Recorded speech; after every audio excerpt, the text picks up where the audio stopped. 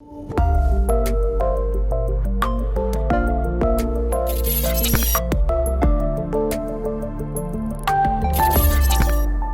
everyone, and welcome back to another mOth copy trading basics video.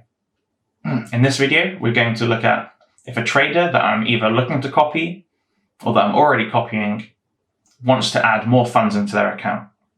How you'd be notified of this is that they'll make a post.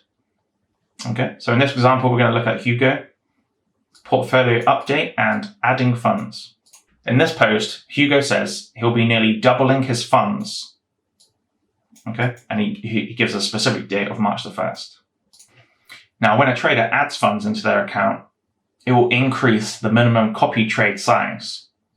Okay, so we found that Hugo's smallest trade size is 0.54%. So we're going to do 100 divided by 0.54 equals 185.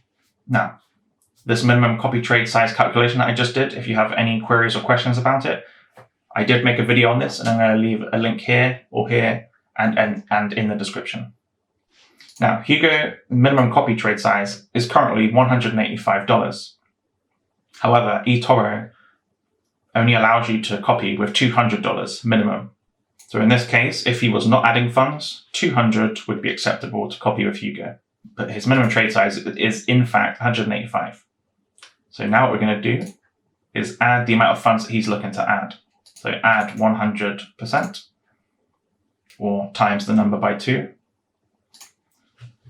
And as you can see, that comes to 370. So the new minimum copy trade size that Hugo is looking to do would be $370. I'd say go up a little bit more, so maybe 380. At least 380. Okay, so Hugo covers us quite well here.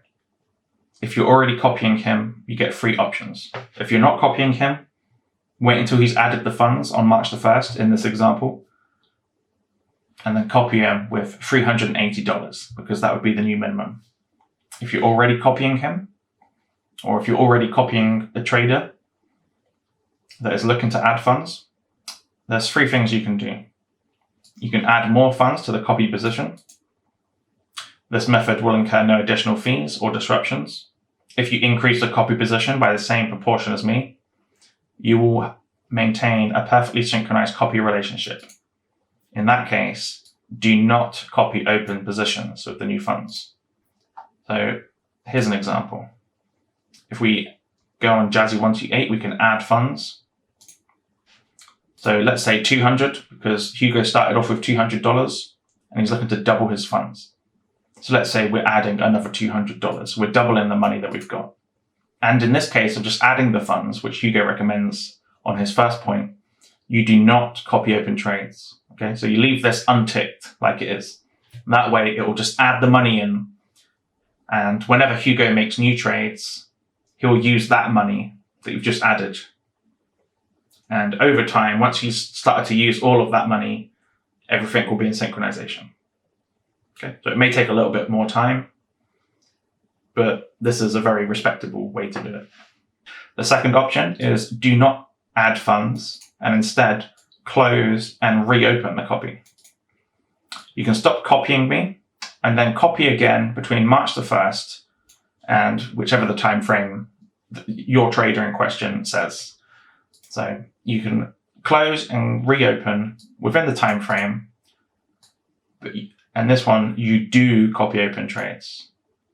And then this example, it would be a brand new copy. So let's assume this is Hugo. We've already discovered that the minimum amount would be $370. So let's pretend it's March the 1st. We've just closed Hugo, and now we want to recopy him.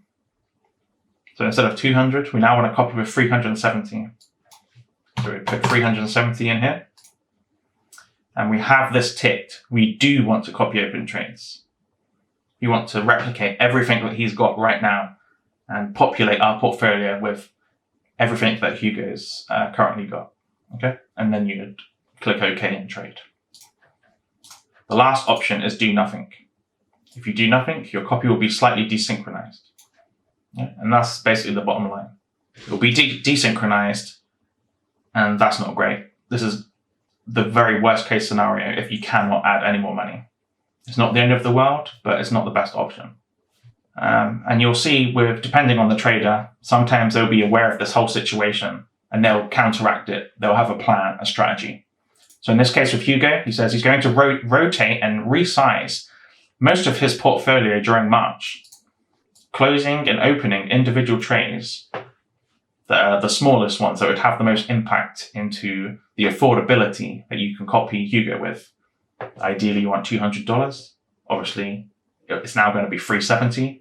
So he's going to sort of, work around and close some smaller positions, open them up with maybe double the size, so that in essence, in time, you can then copy with 200 again instead of 370. So he's doing everyone a favor in the affordability aspect. In order to reduce the impact, by the end of March, you'll be largely synchronized with me. Okay. So in this case with Hugo, he's looking to do it within a 4-week time frame to rework his whole portfolio so that the money he's just added does not affect anyone that's copying him. Okay, that does it for this video. Thank you very much for watching, and I'll see you in the next video. Take care.